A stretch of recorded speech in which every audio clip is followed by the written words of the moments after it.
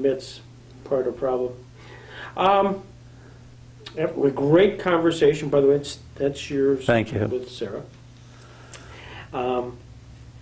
Anything that when you drove home that Sarah said, you know, I forgot to mention? No, Okay. I don't think so.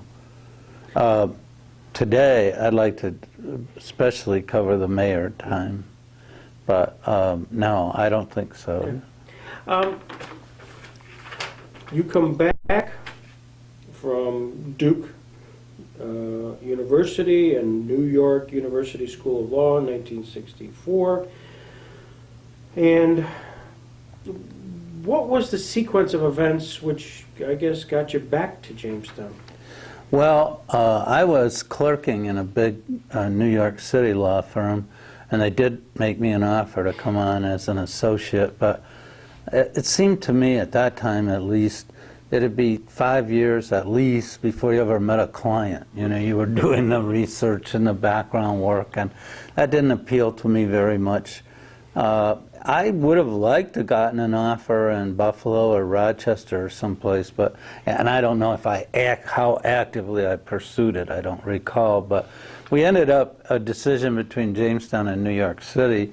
I took a job for literally one half the money to live here. Of course, living expenses were very modest. Our rent at that time was $45 a month, but at any rate. Where'd you stay? We had an apartment on Grandin Street and on the corner of Colfax, and actually stayed there for I think 4 years before we bought a house. First up in the Allen Park area, and we were there a few years, and then bought a house on Forest Avenue that we just fell in love with. It was actually a more modest priced house than the one in the Allen Park area, but we just loved the old house, and it's so sad to me to see it run down these days. But at any rate, coming back here was not an easy decision, but Carol and I made it together. She ended up teaching at Panama High School for a couple of years, then Jamestown Business College, and then Jamestown Community College. She loved JCC. I mean, they did team teaching for the first time. She was in English, but communications and that kind of thing.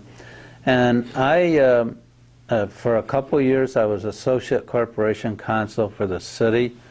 And all the time, that's part-time, all the time I had a private law practice.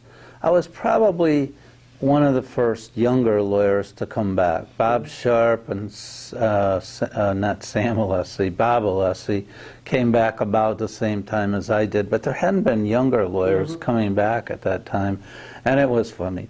I would get referrals from characters like Tubi Scarpino and so on, cases that they didn't want to deal with, of course, but it gave me a broad experience. I mean, I got a little bit of divorce and family law. In fact, I tried the first case to a jury in New York State after they changed the divorce laws to not just have adultery as the only ground.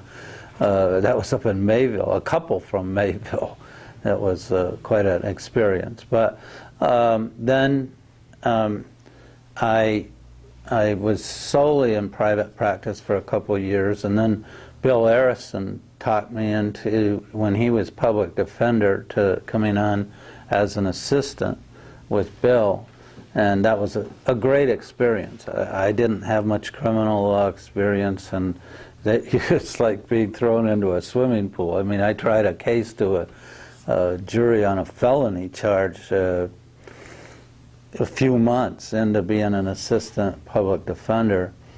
At the time, my colleague was a guy named Bill Custer, who was brilliant lawyer and became a friend, but Bill had mental problems, and one Friday he called me and said, "Stan, would you cover for me? I have to go to the psych center at Gowanda for a little while." And I knew this was going to be a problem, but you know, he's a friend, what are you going to do? Exactly. So I did. And on Saturday, I played golf, and then I came home, and I got this call, and I don't know how they talked me into it, but a couple from Westfield talked me into coming up. They had a landlord-tenant problem, and coming up personally to see them.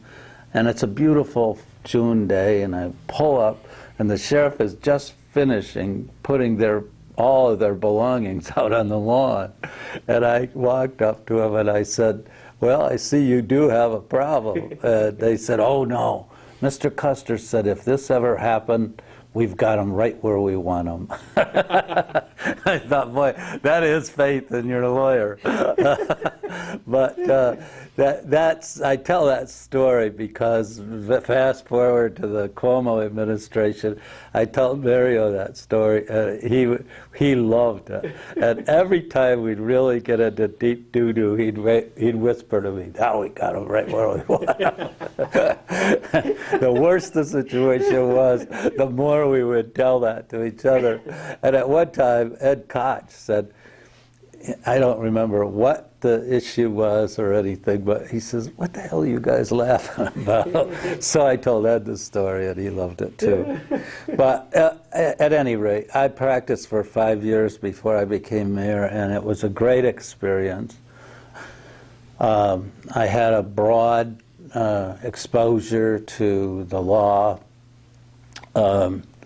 At NYU, they had, I didn't go for a master's degree, but they had a specialty in tax law, and I tried to get some background in that.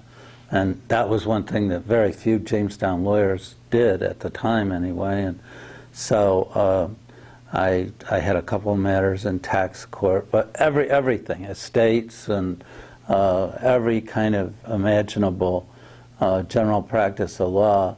Labor law, I did get involved partly because of my father's company, but that was a good 5-year experience anyway. Just a couple pieces. Where did you live in Allen Park? On Glenview, I think it's the first house on the left-hand side as you go up from the park. 2 maiden ladies lived in the big house right facing the Glen at the park, and we lived right behind them. They were very nice. I don't recall, Dahlberg, I think their name was, but at any rate, it was a very friendly neighborhood and not a bad house. It's just that we fell in love with the house on Forest Avenue, and I wasn't handy, still I'm not, at all. My father was great. I mean, he could build anything or that kind of thing. He took one look at the Forest Avenue house and he said, "What do you think, that I'm retired and I have nothing else to do?" Because it was pretty obvious that we were going to need him to help us out. But it turned out to be a great house. Actually, it was a very prominent place to live, unfortunately, in some ways. When I was mayor, sometimes they would even picket the house on the corner of Forest and Prather. And we were right in between the 2 hospitals at the time, and that was a lot of traffic and so on. You became associate counsel for who? Mayor Dunn. Mayor Dunn? Yeah. He was the first Democrat elected. Actually, I think he was the first mayor elected after Jamestown went away from a nonpartisan system. It was always said that Jamestown should have a nonpartisan system, in part because it was so predominantly Republican. Mm-hmm. And the odd thing was that I wasn't back yet, but in 1963, the first partisan election, there were 3 candidates. The incumbent Mayor Whitehead, Carl Sanford, I believe, was it was Jess Present, was the Republican candidate, and Fred Dunn. And lo and behold, Fred won. I don't think he got 50% of the vote, but he won against the other 2. And the irony of that is then Jess, of course, went on to serve in the Assembly and then many years in the state Senate. So it was the best thing for him, he always said, never to get elected mayor. But I did serve under Dunn, and he was a character, a real old Irish gift of gab, but not much of a detail guy, so I got to do a whole lot as associate corporation counsel other than just interpret the law and so on. Who was the corporation counsel? The corporation counsel was Sam Conti, and he also delegated a lot to me. So I was very busy in that job, and it wasn't real lucrative, but it was nice to have that steady income coming in, and I didn't mind the long hours and all that because I was learning a lot about the city and so on. Was Sam Alessi Sr. alive then? He was alive, but he wasn't practicing. Sam Jr. Became a real friend, and that was before he became city court judge. Lester Berglund was the city court judge, and I had one case before him. It actually was a 6-person jury case against Mike Lombardo, and Mike Lombardo was a real character, sort of down-to-earth guy that kicked the dirt and so on, and unassuming but very sharp, great trial lawyer. And I kept trying to get some evidence in, and he kept objecting, and Judge Berglund would sustain his objection. I tried and tried it. You know, it was like the jury's almost on the edge of their seats, and finally I figured out how to ask the question so that it was appropriate, and it was the exact proof that Lombardo wanted for his case. And he had done that and sucked me into it just to create a little more drama and so on. And I thought, well, learned one very valuable lesson from a real savvy old trial lawyer.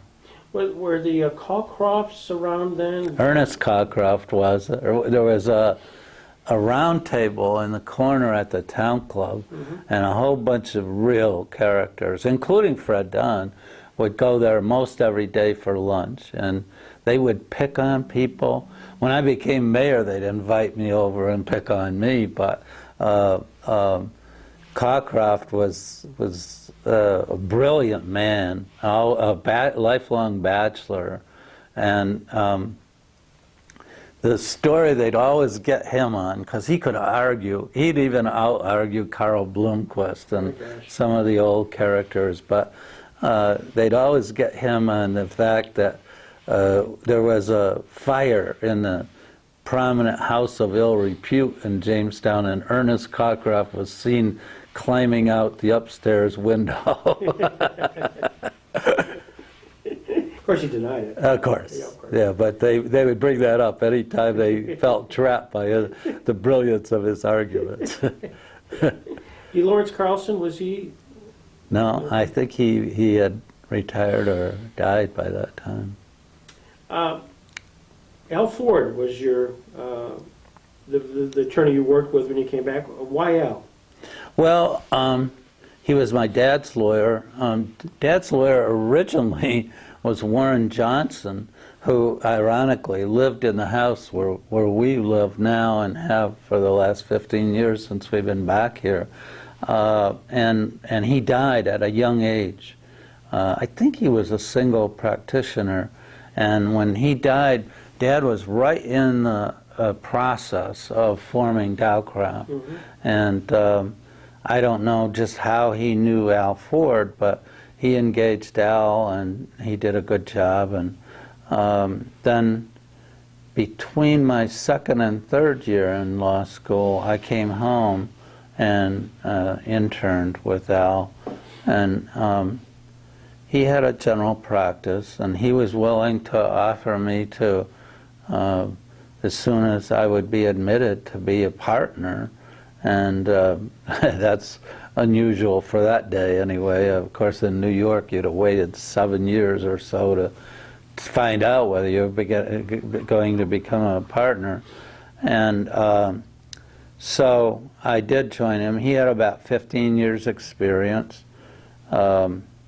He represented, among other clients, the Midland Time Plan of Marine Midland Bank, just that time plan, and a character named Ford Hagberg ran that, and he was quite a character and quite a client to have. but we would have to do collections and repossess cars, and there was a garage over on top of Shea's Cleaners that they would take the repossessed cars so that people wouldn't come and steal back their cars, and I'd go over and have to auction cars off with all the car dealers about once a month or something like that. But we had a general practice of law, and I assisted Al on some things, and he was very good about giving me a lot of responsibility.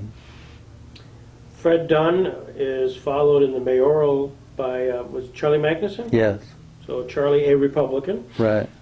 defeated Fred Dunn, and then Charlie ran for office again, sought re-election, and enter Stan Lundine. How'd that Well, it was phenomenal. Charlie won over Fred Dunn by a margin of 2-1 in '67, and all 12 city councilmen were Republicans.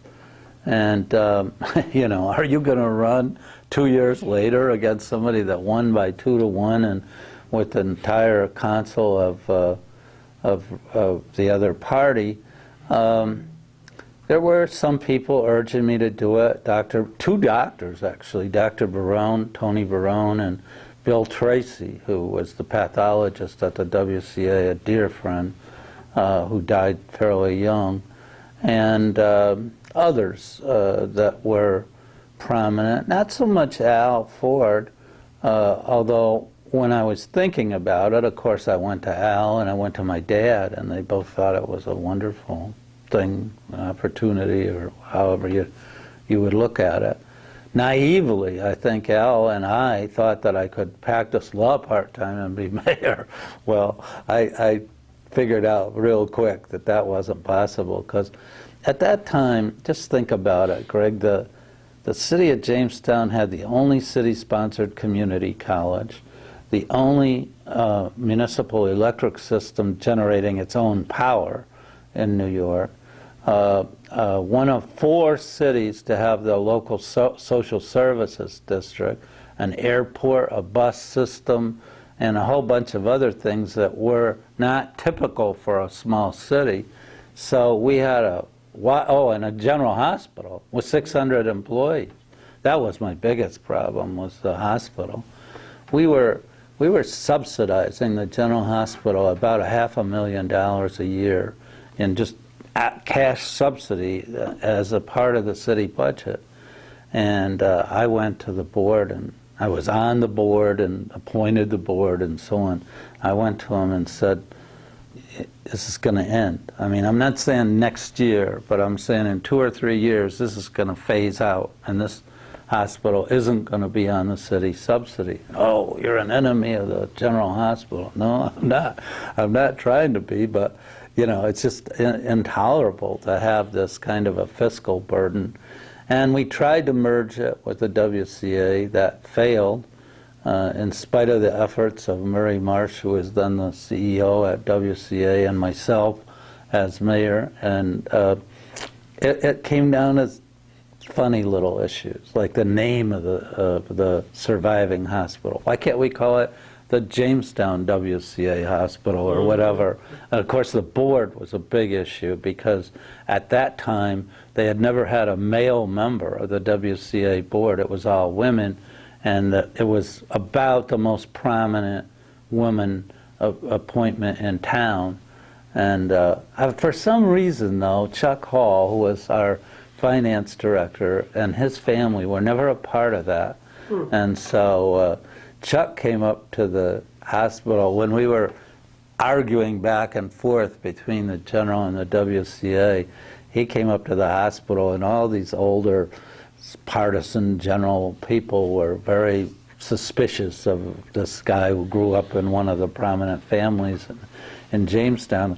And then he started going through their board, and who was related to who, and of course he had been brought up on this kind of thing, and they loved it. You know, oh God, we got the dirt on these people. We know what to demand now. But we came close, and at the time, both Murray and I said, we're not going to trash this report that we had prepared. We're going to put it gently on the shelf because it won't be too long before somebody has to pull it off and this will happen. It did take longer than I thought. It was probably a dozen years later, and it was very controversial. Some local folks say that my successor as mayor, Steve Carlson, lost the election after being reelected 4 or 5 times, lost the election because he favored the merger of the hospitals. But it was a necessary thing, and I think it's turned out to be a good thing. And the WCA still uses the Jones Hill facility fairly creatively, and so it's been a good thing for the community. But that was probably the biggest burden. We took a look at the Board of Public Utilities. That was another interesting episode. That I said, look, everything's open. I mean, there isn't going to be anything that is a closed question to begin with. And of course, we had this municipal electric system, and so I said, we're going to take a look at, should we privatize it? I mean, should we sell it to then Niagara Mohawk? Oh, that was just heresy in the eyes of many people in town. We concluded, and I think correctly, and I think it's proven to be correct, that it was in the city's advantage to keep the municipal system. But of course, I was willing to take a critical look at it, and I did get some really great people to serve on boards. There was a fellow business executive named John Walker, who was a CEO at Jamestown Metal at the time, and I appointed him on the Board of Public Utilities. And one of the city councilmen, when his appointment came up, said, "Is he a Democrat?" I said, "I have no idea whether he's a Democrat or a Republican, but we need people like this." And I'll never forget John's first BPU board meeting. He came in and he said, "Well, I demanded a tour of all of our facilities, and our focus was so much on electricity and so little on water at the time." And he said, "My feeling is simply this: fill your bathtubs, because our water system is falling apart." And as a result of that, we not only put in new water distribution lines, but dug some additional wells. We have our underground wells for the water in Jamestown, and it's great high quality water. But it was critical thinking like that. It was leadership, people like that helped to make the mayor days just extraordinary. You talked also about, well, one thing we need to talk about, I suppose, is Stan Lundine, Jamestown Urban Renewal. Yeah, I was on the planning commission before I became mayor. In fact, I was on the planning commission before I was associate corporation counsel for Mayor Dunn. And Mayor Magnuson actually appointed me as chair of the planning commission because I had been on it for a number of years. We had been planning for urban renewal. And the reason we selected Brooklyn Square as the location was that a major industry, Watson Manufacturing, at the time was a pretty big industry, 400 or 500 employees located down there in that river valley, said they'd build a new plant if we'd clear out the area. And manufacturing was so important. I don't recall, I guess we made that decision before Crescent Tool decided to move to South Carolina, but all the industry was very, very fragile, and so we decided to go to Brooklyn Square, and lo and behold, things went bad at Watson, and they never could follow through with their promised plan. So we had to revise the urban renewal plan. It was a very, very difficult process. It was an Italian neighborhood along Derby Street and so on, and but my ace in the hole, once we had decided to go forward, was Monsignor Calijoy, priest at St. James Church, because all these people lived right by the church and of course went to the Catholic Church. And Monsignor told me, "You plan your urban renewal around my church. I don't plan my church around your urban renewal." And I said, "Yes, sir." And we got along just fine. And he got a new church, and Salvation Army got a new church building down there. I'm not overly proud of the redevelopment of the square, and largely that's why I tell the Watson story. I think we did need to clean out a lot of dilapidated buildings in the area. We opened up the river and did some good things. Now, of course, that one building is used as a medical building, and that's very nice. And they've also preserved some of the history of Brooklyn Square. I know there's some feeling, especially in the Italian-American community, that we went in and shoved people out. I personally believe that they all got better houses and got a good deal out of it, and that it was really a good thing for that neighborhood. But as you know, they have what they call the Lost Neighborhood Organization now. And it was really interesting. You probably haven't been a keynote speaker there? No, no, I haven't been invited to give my side of the story. Tony Raffin, who was sort of the head of that, kid once in a while, but we had a young, she was an attorney, a young Jewish woman named Charlotte Greenberg, who was our relocation director of the urban renewal, and she was fabulous with those old Italian families. I mean, she'd go down to Derby Street and sit down with them and talk to them about what they wanted to do and so on, and was very helpful as an advocate to them, I think. And as a result, I believe that the relocation was quite successful. I'll just tell you one other story. Of course, anytime you do major construction, but especially urban renewal, there is a period that's just a mess. I mean, you dug up all the sewer lines and everything is just a terrible mess. And there was a appliance store named Lowbox, and they used to advertise out of the way, less to pay. And I knew Herman Lobach, and I thought, well, rather than waiting for him to come up to the mayor's office and give me hell, I'm going to go down and visit him. And I first of all, I drove down there. It was like the Ho Chi Minh Trail just to get to Lobach's. And then I go in there, there's dust all over the washers and dryers and refrigerators and so on. I said, "Herman, how's business?" He says, "Well, business is like sex. When it's good, it's very good. When it's bad, it's not so bad." It wasn't the custom of the time, but I actually gave him a hug. I said, "I love you, Herman. If there's anything special I can do for you, let me know, because it's not so bad." And we had a lot of people with that not so bad attitude, and overall, I think it did make sense. Now, our second urban renewal project, of course, was downtown, and the purpose of it was to have a downtown hotel. Mm-hmm. We were very frustrated for several years in not being able to attract a developer, but they weren't able to fulfill their commitments to build a downtown hotel.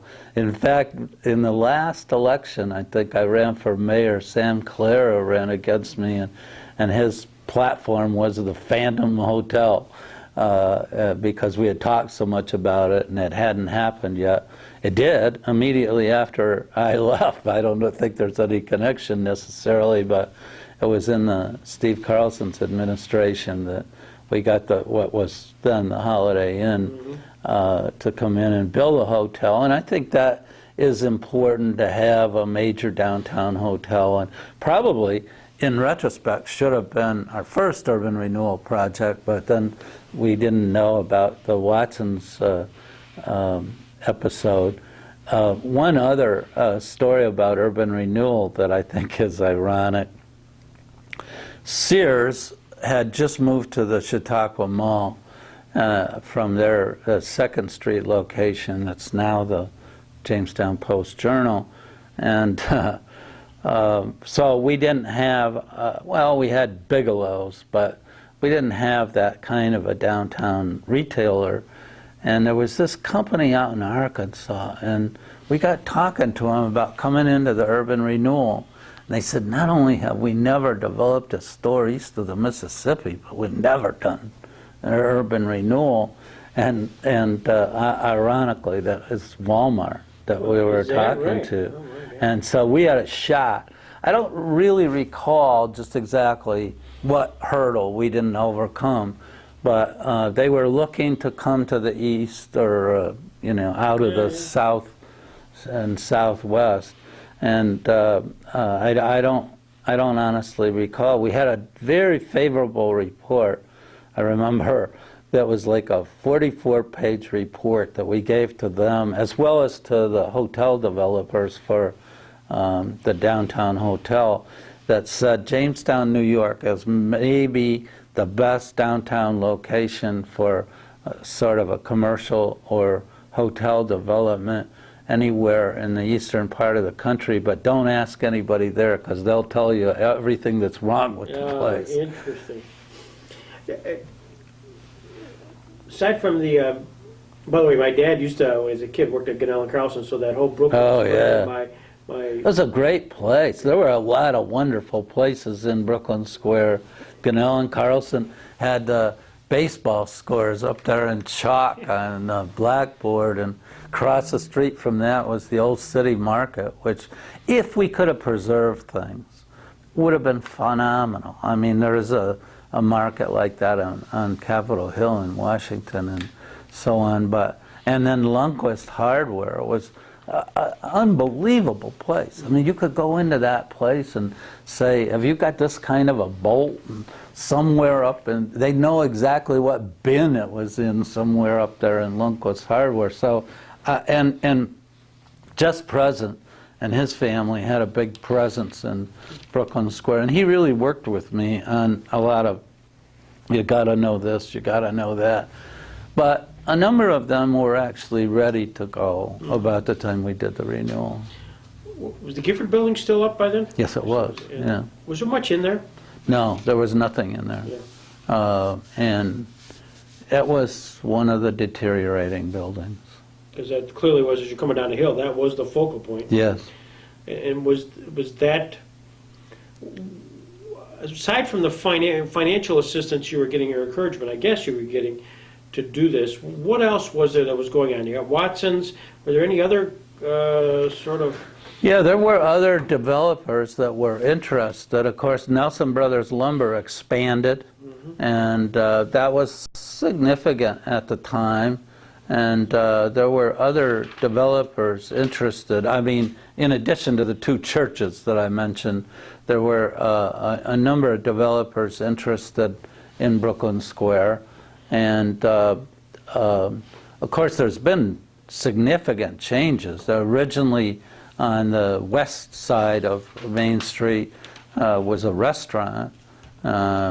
He wasn't a political friend of mine, but he can't recall now the name of that restaurant, but that's been torn down, and there's a Rite Aid drugstore now. Yeah, right.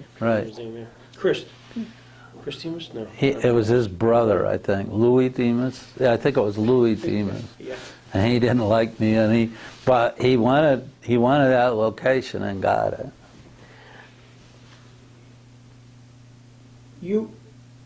Jamestown at the time had a population of about, what, 45,000? 40,000. 40,000? Yeah. And it seemed to me that there was a lot of interest on the national politics to at least people make stops in Jamestown. It was one of the places they check off, make sure, because I can remember as a kid, shaking the Bobby Kennedy hands and Morgenthau, and one vignette. I just happened to be walking by the store, which was not U.S. News, but right in the corner here across from City Hall. Humidor, thank you. right. And Robert Morgenthau came out. He was running for governor, and I'm a kid, but I was tuned in, shook hands, and he said, "Son, you'll never want to wash those hands again." Than I realized. He's still in the game. Yeah, he is. He's the district attorney of Manhattan and has been just absolutely distinguished. Well, that's true, Greg. In fact, when I was running for re-election, I think it was in the 71 race. Yes, it was.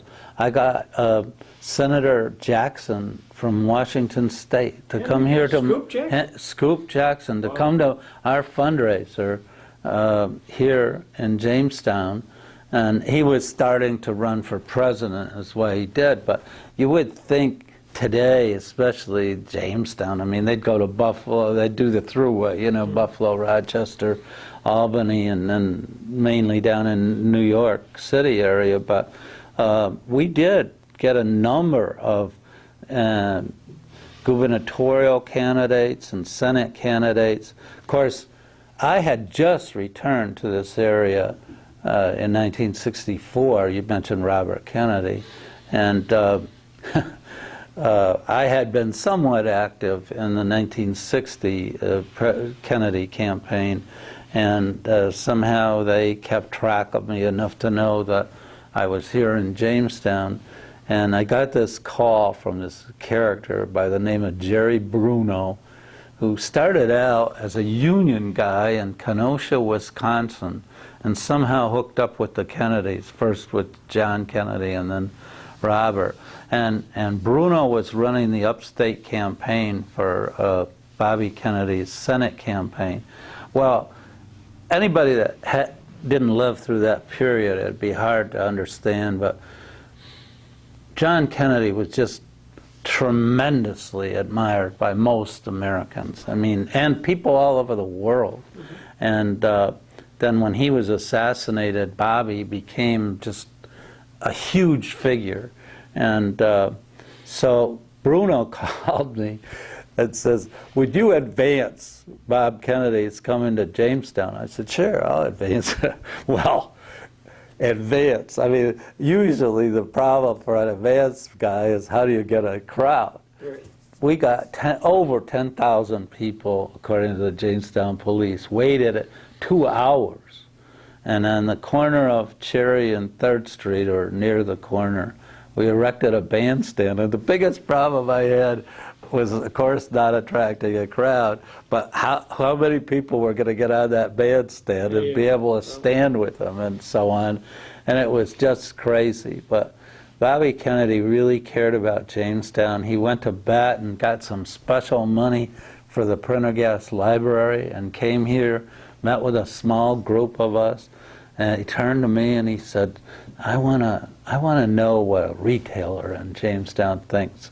And Frank Bigelow was actually a registered Democrat.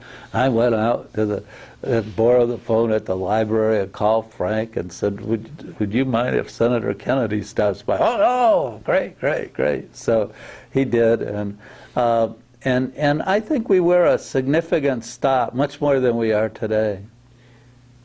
Just an aside, he was such a big deal. My grandfather, who died in '64, so it must have been '64, ardent Republican, but he knew enough that he took me out of school to go to the airport. You must have flown into the airport. As I have a recollection of me somehow in the hangar. I was in a hangar with my grandfather just because he wanted me to be exposed to Robert Kennedy. That would have been the old terminal before the current terminal was built. Yes. That's my image of plane. I'm there. It was just shake a hand. And well, yeah, it wasn't really a partisan thing. I actually felt sorry for Senator Keating from Rochester, who was the incumbent, who was defeated by Kennedy, because he was a perfectly able senator, but he didn't have that kind of name, and you know, he just got swept out of office by all the nostalgia, I guess you'd say, and so on. But it wasn't a partisan thing. There were a lot of Republicans who wanted to know Bob Kennedy. In a prior interview, you talked about probably your greatest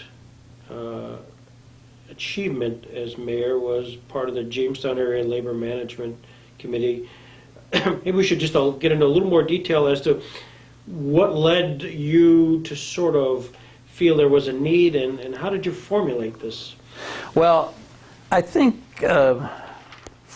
first of all, you have to understand, Jamestown's economy was terrible. There were probably two big reasons why I got elected over Magnuson, who had won by so much just 2 years before. One was the feeling that Jamestown was headed in the wrong direction and that the economy was really disintegrating. And two was the City Hall, which a lot of conservative people here thought was a gross expenditure of $5 million. And not that I opposed the City Hall, but see, I didn't have to say anything. It was Magnuson City Hall. That was the deal.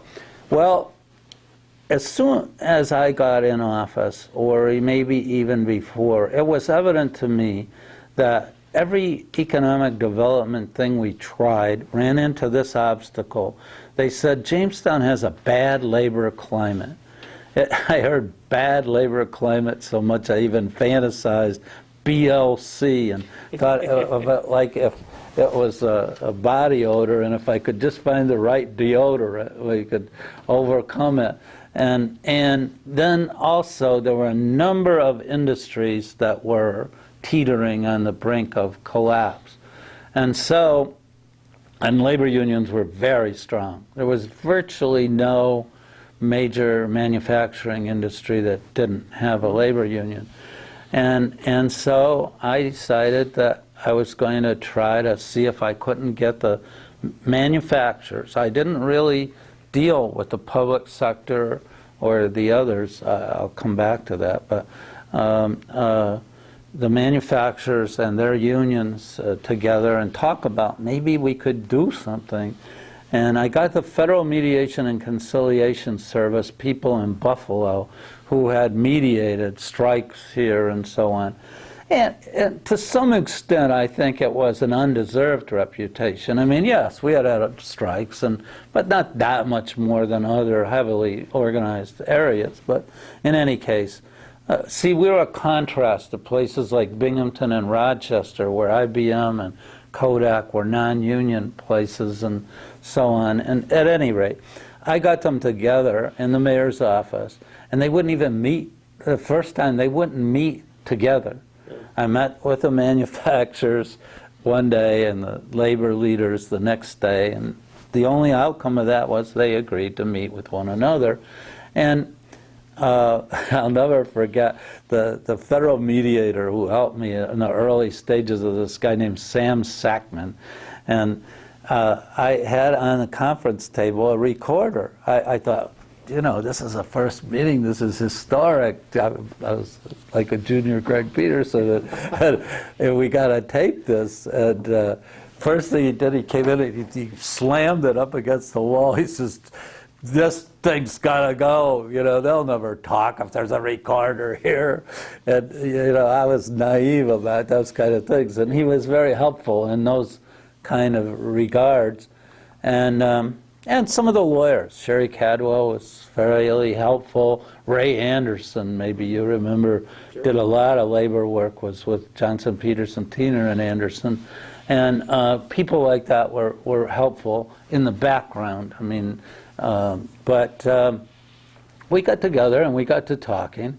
And we decided, look, you can argue and have the collective bargaining process over the things, the fruits of the labor, but what about productivity? What about the development of industry here? And it was just great. I mean, one labor leader, I'll never forget this, said, you guys kept Ford out of building a big plant here in Jamestown. The manufacturers had never heard this. I had heard it around union halls. I never did believe it. But see, this was the myth that you could destroy. And the manufacturer said, no, we might be concerned about labor rates and all that, but we never had that opportunity to keep Ford out of Jamestown. And so you could explode a lot of those things, but we decided to concentrate on two things. One is retaining and attracting industry, that everybody had an advantage in that. And even the manufacturers said, hey, even when Cummins came in, hey, if they pay higher labor rates, it's okay. You know, I mean, we understand, and it's okay. The second thing was, how can we improve the productivity and working conditions in existing industries? And we were able, because we were sort of at the forefront of what became known as the quality of work movement, we got the best people in America to come here and consult with us, some of them virtually for nothing. A guy named Walton from Harvard was tremendous, and Eric Trist, a little old Englishman at the University of Pennsylvania Wharton School, came in, and he brought two of his PhD students, John Eldred and Bob Keidel, here. They ended up being residents in Jamestown for a while, and John still comes to Chautauqua. We're friends, but we really did go to work on changing sort of the work systems and developing incentives. If we could reduce the number of breakage of glass at Faulkner Plate Glass, how was management and labor going to share that? And that's where the Labor Management Committee would back off and say, that's what you guys have to negotiate. But let's cut down on the breakage. We'll help you figure out how to accomplish the objective. And there was some management resistance. Reggie Linnae at Blackstone wasn't too keen about it. I talked to him a number of times, and Norm Johnson, his right-hand guy, the labor union was very enthusiastic. They were ready to go, but the management was a little tough. At the other big employer, MRC Bearings, the management was keen, but the labor union was difficult. So you ran into those kind of things. But we had a tremendous 3 years. From 72 to 75, we really got going and got attention. Newsweek ran a story on Jamestown's resurgence and so on, and got interest from Senator Javits and other outside people who, we didn't get huge grants, but helped us get a little bit of money when we needed it. And so it was a key part of our strategy, and I'm utterly convinced that Cummins would have never located here without that. One anecdote I'll share with you about Cummins, they came here 3 times, and the team that they had to do the plant location was not the usual group that would decide on those questions for Cummins. It was the people who were going to run the business once they established it. And they were looking for 500,000 to 1 million square feet anywhere in the United States. One of our biggest rivals was in California, and they wanted an existing plant because they wanted to get going quickly. They must have had a big demand. And it was in the wintertime, and every day they were here was beautiful sunshine. I mean, there might be snow on the ground, but it was a beautiful day. And then after they located here, I think it rained 17 straight days. And Dick Allison, head of Cummins, said to me, "What the hell did you guys do to convince the weather gods to be the way they were when we were looking at it?" But at any rate, I think it was the second time they came. We were having a dinner with them at the Ironstone, and one of the Cummins guys got me aside and he said, you know, we want to come in here and we're really impressed with your labor management and some of the innovative things that are being done in these existing industries, but we want a different work system. Instead of an assembly line, we want to build truck engines with teams of workers and so on. And therefore, and you're a heavily organized union town, and can you guarantee me that there would be no labor organizing for at least a year so we could get up and get started? And boy, did I swallow hard. And I said, "Sir, first of all, it would be against the federal law for me to make such a guarantee, and I can't do that. I can't. I mean, and second of all, there'd be no way I could enforce it anyway." But I said, "There's Joe Mason over there, and I tell you, he's not going to be at your doorstep the minute you come in." And there, you know, people can operate here without a union. We had a couple, Weber Knapp was one of them, but I said, you know, I can't guarantee it. Turned out, that was interesting, they asked that every place they went, and it was a trick question. Because if I'd have said, I'll guarantee you, they would have eliminated Jamestown. Really? Yeah. Wow. Because they wanted a place with integrity. I mean, they didn't want a union, to be honest about it. Sure. But, and everything he told me was more or less true, except for the demand of the guarantee. And so that was a really interesting anecdotal aspect of that recruitment. During that time frame as mayor of the city of Jamestown, we talked about a lot, but is there something that kind of stands out, whether it's the personalities, whether it was some of who was your corporation council? I should have asked. Well, that's interesting. First of all, the city council was absolutely fantastic. I did convince Miles Lasser, who was head of the largest accounting firm in town, and Rand Chadwick, who was a manufacturing executive, and John Y. Carlson, who was a school principal, and other really key people in the community to run for city council. We won 8 out of the 12 council seats in the first election, and they were great. I mean, prior to that, when I was associate corporation counsel in the Magnuson administration, the councilman would get involved in all sorts of little details, and I said, look, I'll run the city, you set the policy, and you know, I want some input into the policy, but if there's a problem, I want to know about it, and we'll deal with it. You don't deal with that. We'll deal with it. And of course, I recruited Sam Nalbone to come on board and as an ombudsman. That's another story, but that we don't have to go into. But when we were elected, we were in between. The old city hall hadn't been torn down, but the city council chambers wasn't usable. And so we had our inauguration down at Jamestown Community College. And I had convinced Milt Sigworth, who was a experienced lawyer, to be the corporation counsel, and Bob Alessi to be associate corporation counsel. And I had never thought about where Milt lived. I mean, I knew he lived on Baker Street, but I mean, I never thought about it. Turns out he lived one house outside the city. And so I don't honestly recall who it was, but somebody, I think a Republican, came up to me down at the college and said, Warren Erickson, who became my next opponent and was the most difficult guy on the city council during those first 2 years, Warren Erickson is going to challenge Sigworth and on the basis of his residency.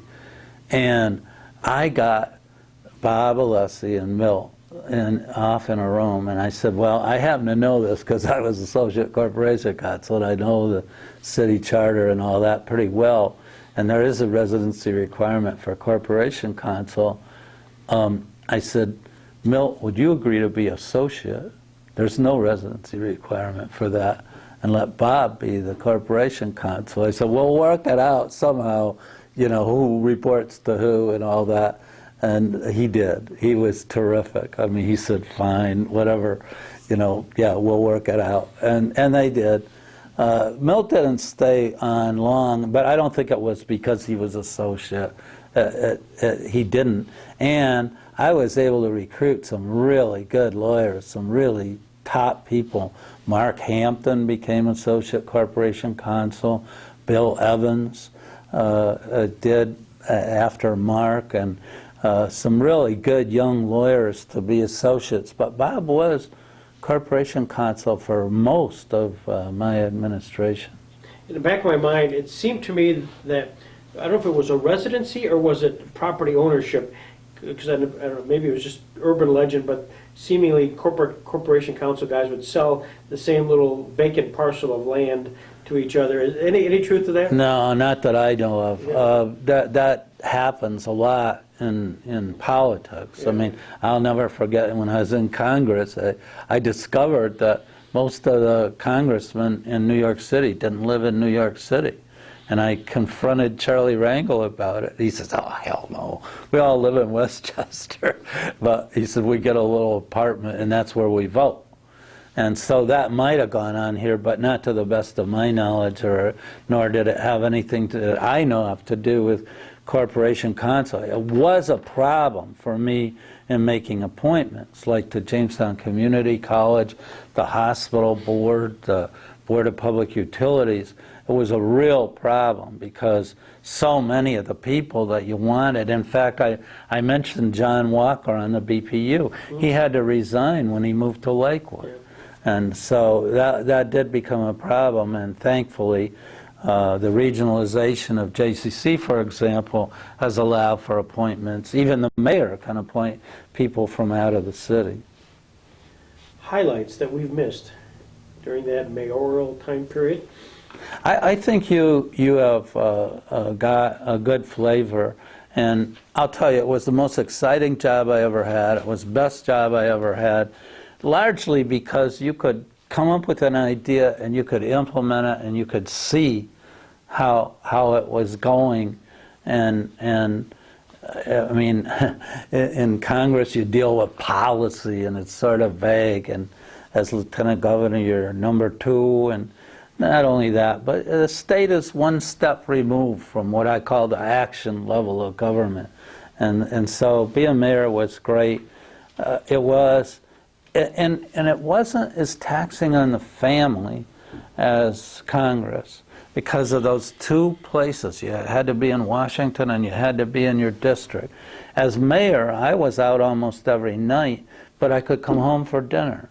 And so, you know, when we had children, you could see the kids and so on. And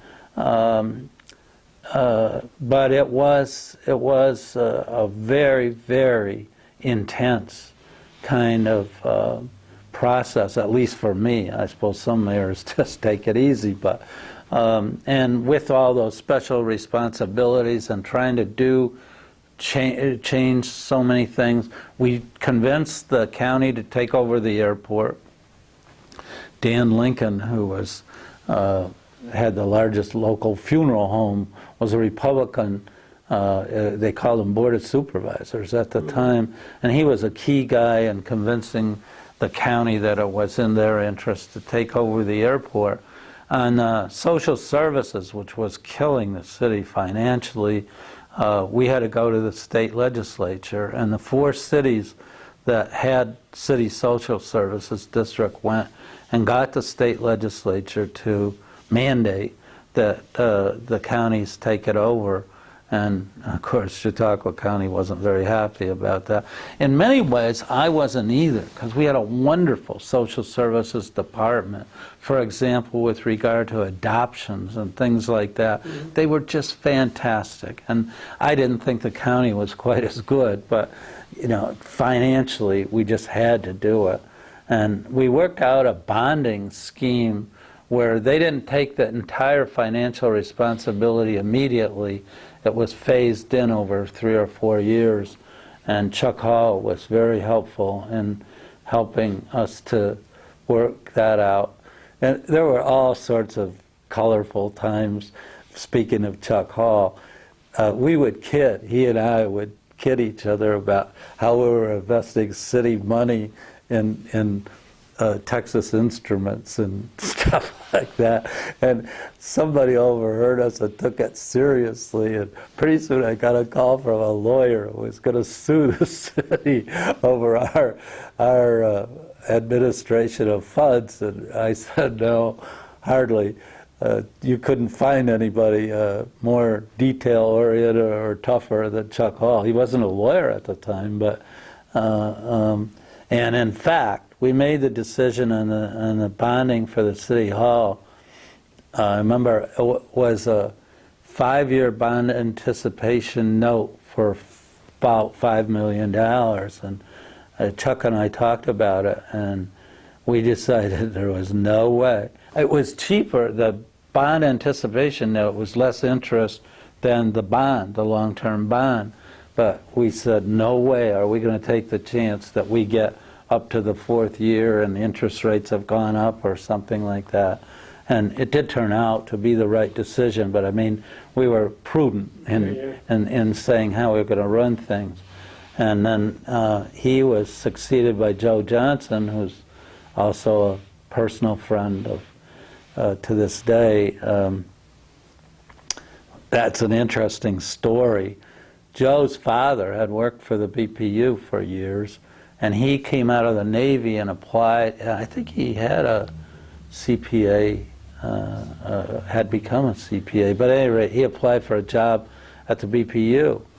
And there was another guy who had applied named Bud Weaver, who was Republican, but a very stable, solid guy in the community, and whose resume more fit the job in the BPU, and we were debating what to do. And I remember Hugh Carr was then head of the telephone company here, said to me, "What the hell? We need talent. Let's hire both of them." And I had never thought of that. We were, trying to decide, and it was a great decision because less than 2 years after that, Chuck Hall left to go to law school, and Joe came over from the BPU to be our finance director and did a really good job. So there were a lot of those kind of things that were interesting, challenging, fun, and I had great key department heads. I had a little trouble at the first with the Public Works, but John Claypool then came on board. I just saw John recently in a restaurant around here. They retired and moved back to Chautauqua Lake. But Sam Nalbone was fantastic.